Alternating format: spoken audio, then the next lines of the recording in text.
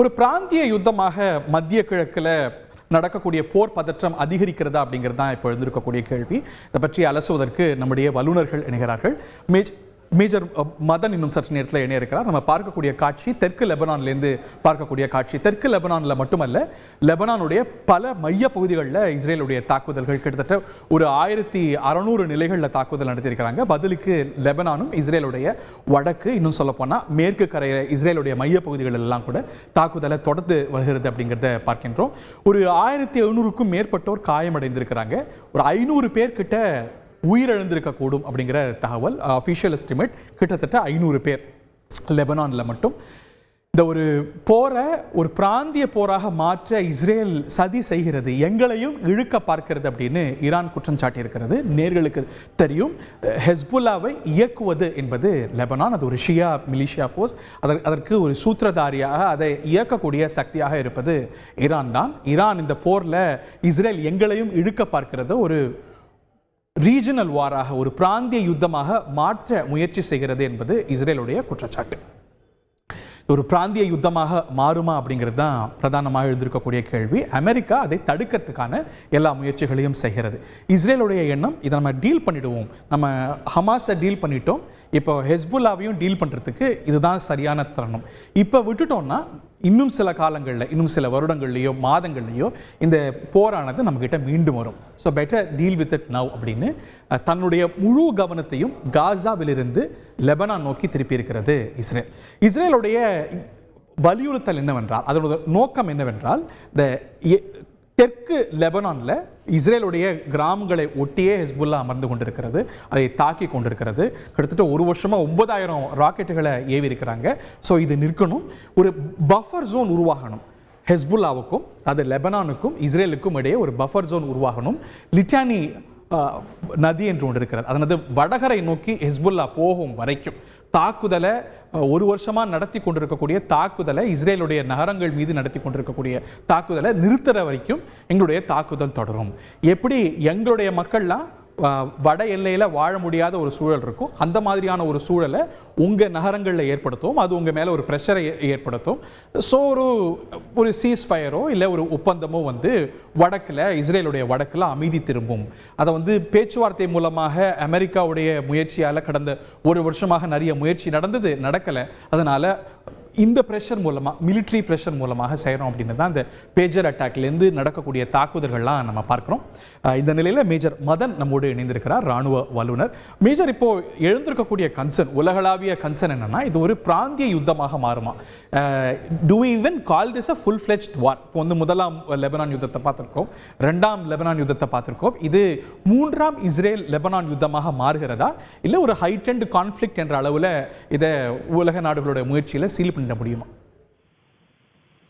இல்ல, இது ஒண்ணும் நம்ம முழு யுத்தமா அப்படின்னு சொல்லி நம்ம இப்போ பிரியம் பண்ண முடியாது. ஏன்னா அவங்களுடைய கிரவுண்ட் போர்சஸ் இன்னும் லெபனான்குள்ள என்டர் ஆகல.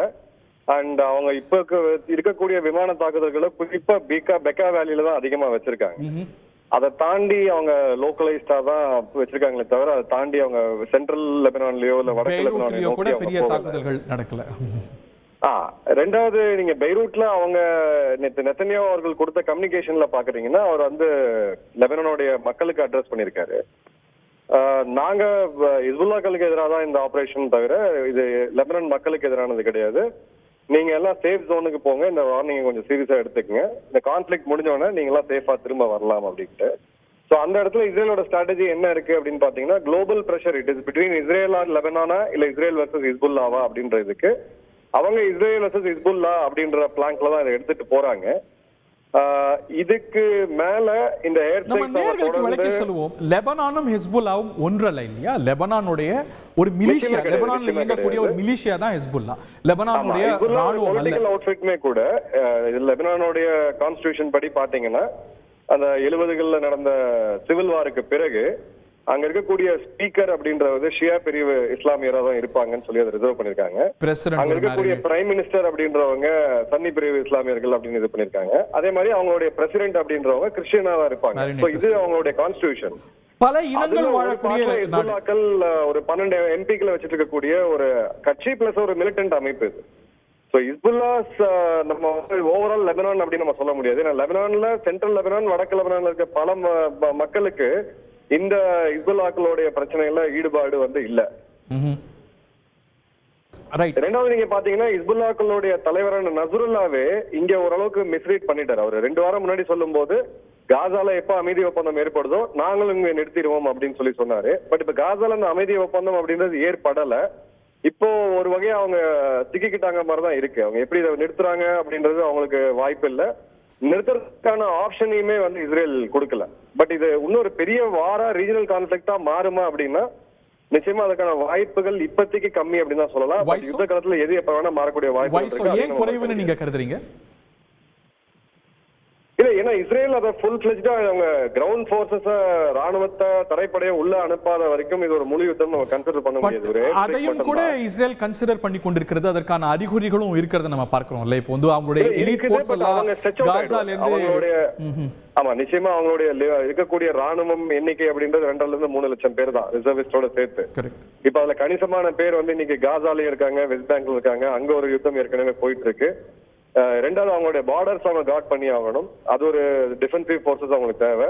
சோ அவங்களுக்கு இப்ப லெபனானுக்குள்ள தாக்கணும், உள்ள போகணும்ன்ற போது அவைலபிள் போர்சஸ் அவங்களுக்கு ரொம்ப கம்மியா இருக்கு. அங்க 2 மாதிரியான வியூஸ் இருக்கு. ஒரு வியூ என்னன்னா, இன்னைக்கு இந்த போரை நம்ம அணுகல அப்படின்னா இது எப்படியும் நம்ம மேல சில மாதங்கள்லயோ சில வருஷங்கள்லயோ திணிக்கப்படும். நம்மளுடைய கிட்டத்தட்ட ஒரு 67,000 குடிமக்கள் குடிபெயர்ந்து வாழ்றாங்க. ஸோ இப்போ இருக்கக்கூடிய ஸ்டேட்டஸ்கோ இஸ் அன்டெனபிள். ஸோ இதை கையாண்டு முடித்து விடுவோம். நம்ம வந்து ஏரியல் அட்டாக்ஸ் மூலமாகவே நம்ம இதை அச்சீவ் பண்ண முடியினாலும் சரி, இல்லை கிரவுண்ட் இன்வேஷன் போனாலும் let's deal with it now.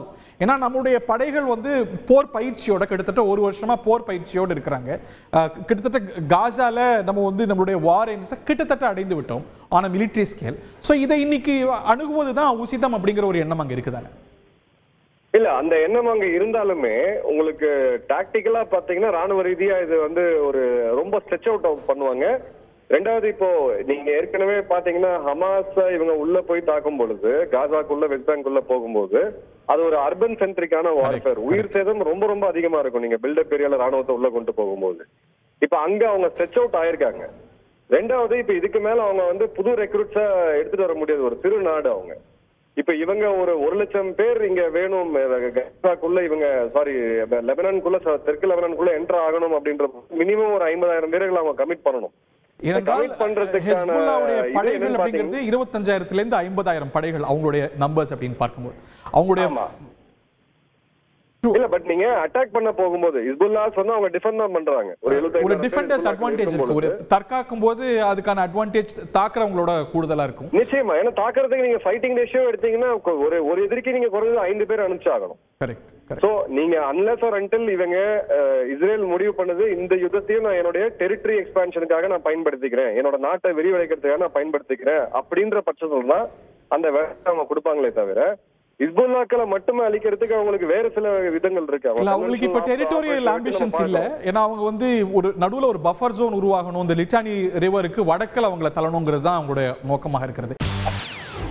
செய்திகளை உடனுக்குடன் தெரிந்து கொள்ள உடனே சப்ஸ்கிரைப் பண்ணுங்க.